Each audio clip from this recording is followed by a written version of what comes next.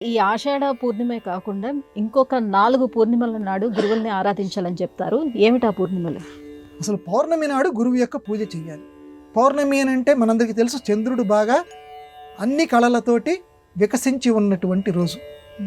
మానవులమైన మనమందరం కూడా ఎప్పుడు వికసనం కోరతాం, వికాసం కోరతాం, ముకుళిత్వాన్ని కోడు. మనిషి ముడుచుకుపోయాడంటే చాలామంది అతిపత్తి అంటుంటారు చూడండి, వాడి దగ్గరికి వెళ్ళటానికి కూడా చాలామంది అసహించుకుంటారు. ముడుచుకుపోయి ఉంటాడు ఎప్పుడు వాడు, ఎవరితో వాడు కలవడరా అంటుంటారు. అట్లా కాదు, మనం వికాసం చెంది ఉండాలి. వికాసం చెందటానికి గుర్తు ఏంటంటే పౌర్ణమి.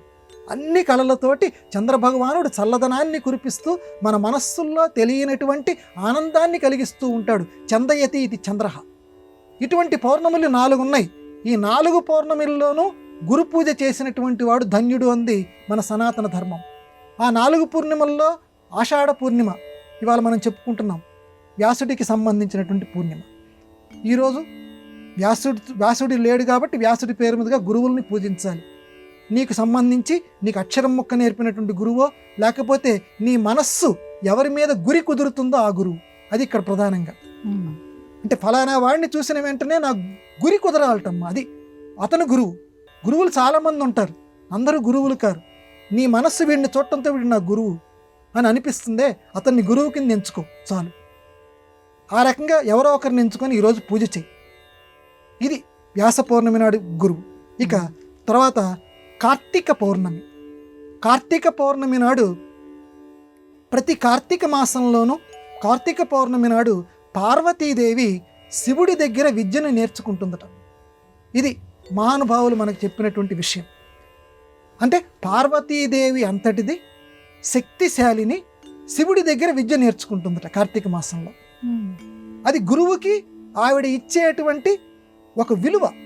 నిజానికి ఆవిడకి విద్య రాకపోవటం ఏంటి? లలితా సహస్రనామాల్లో చూస్తే సమస్త విద్యాకారిణి ఆవిడకి విద్యలు రాకపోవటం కాదు, లోకంలో ఇప్పుడు శ్రీరామచంద్రమూర్తికి రానటువంటి విద్య ఉంది, కానీ గురువుగారి దగ్గర అభ్యాసం చేశాడా లేదా? కౌసల్య సుప్రజారామ అని విశ్వామిత్రుడి దగ్గర చదువుకున్నాడా లేడా? కాబట్టి లోకంలో ఒక సదాచారం, ప్రజలందరూ కూడా గురువుని ఆశ్రయించండి, గురుముఖత విద్య నేర్చుకోండి అనేటువంటి ఒక చక్కని సందేశాన్ని అందచేయటానికి పార్వతీదేవి కార్తీక మాసంలో శివుడి దగ్గర విద్యని అభ్యసిస్తుందట. పౌర్ణమి నాడు మరీ అభ్యసిస్తుందట. అందుకని కార్తీక పౌర్ణమి నాడు మనం కూడా ఒక గురువు దగ్గరికి వెళ్ళి, నీకు గురి కుదిరినటువంటి గురువు దగ్గరికి వెళ్ళి చక్కగా ఏదో ఒక విద్య, ఏదో ఒక చిన్న మంత్రము, ఏదో ఒక భాగము, ఇవాళ మంచి మాట చెప్పండి నేను వింటాను అని ఆ గురువుని ఆరాధించి నీకు తోచినంత ఏదో ఒకటి గురు దక్షిణ ఇవ్వాలి. గురుదక్షిణ లేకుండా చదువు గనక చెప్పించుకుంటే అది నీకు సిద్ధించదు. కాబట్టి ఎంతో కొంత గురుదక్షిణ ఆయనకి సమర్పించి గురువు ముఖత మంచి మాటలు నేర్చుకోవాలి, గురు పూజ చేయాలి. కార్తీక పౌర్ణమి. ఇక మాఘ పౌర్ణమి. మాఘ పౌర్ణమి ఇది కూడా గురువులకి సంబంధించినటువంటి ఉత్తమోత్తమైనటువంటి పౌర్ణమి. ఎందుకంటే మాఘమాసం యొక్క గొప్పతనం మనకు తెలుసు. మాఘ, అఘము అంటే పాపం, మాఘము అంటే పాపము లేనటువంటిది మాఘం. అందులో పాపము లేనటువంటి పౌర్ణమి.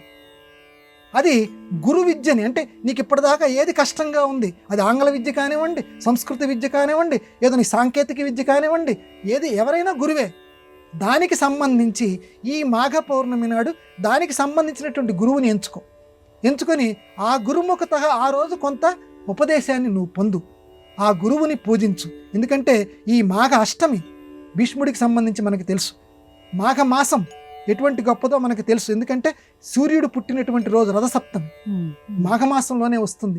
ఎన్నెన్నో విశిష్టతలు కలిగినటువంటిది మాఘమాసం. ఆ మాఘమాసానికి సంబంధించినటువంటి పౌర్ణమి గురువుని ఆరాధించవలసినటువంటి రోజు.